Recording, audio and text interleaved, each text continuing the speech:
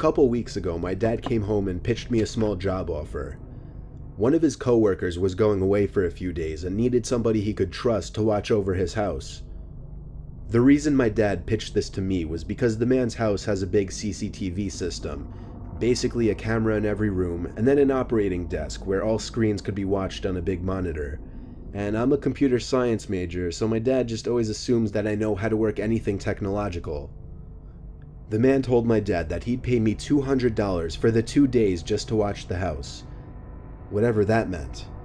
My dad drove me to the house and introduced me to the man, whose name doesn't matter. The man made it seem like he preferred I stay in the upstairs room with the monitors as opposed to roaming the house all day. That was fine with me though. So when I wasn't eating, I was mostly just sitting in that room with the TV on in the background, and doing schoolwork on my laptop. Ironically, the thing I was doing the least was keeping an eye on the monitors. Night came. I started wondering where in the house I should sleep, since surprisingly, we hadn't discussed that. So I sat back down at the desk and looked at all the different rooms on the screens to see which rooms had beds or couches. I noticed something I wasn't expecting to notice though. The back screen door was open downstairs. I didn't remember it being open. I looked through each and every camera screen in a panic. In the living room, a closet door was open. This one I knew wasn't open earlier.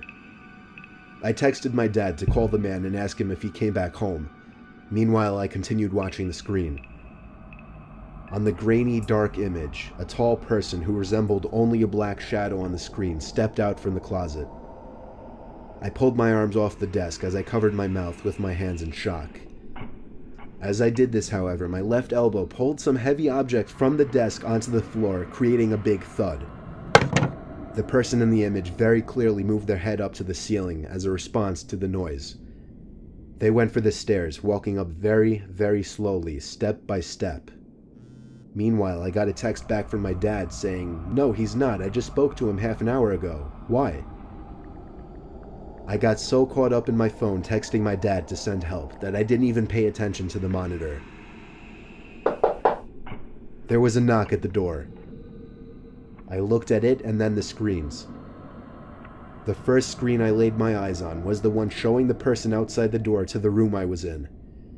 When I remembered that door had no lock, the only thing I could think to do was jump out the window into the bushes below. I ran halfway down the block and then stopped when my dad called me. I had him call his friend and ask him if he was expecting somebody in the house. The man said he had no relatives or friends who had his key or would ever let themselves into his home. So he called the cops and had them review the footage. I got to watch all of it, and it showed everything. From the moment the intruder broke the glass to the backyard door, to the moment I jumped out the window and him running away shortly after. The intruder was never found. The footage was just too dark to identify his face.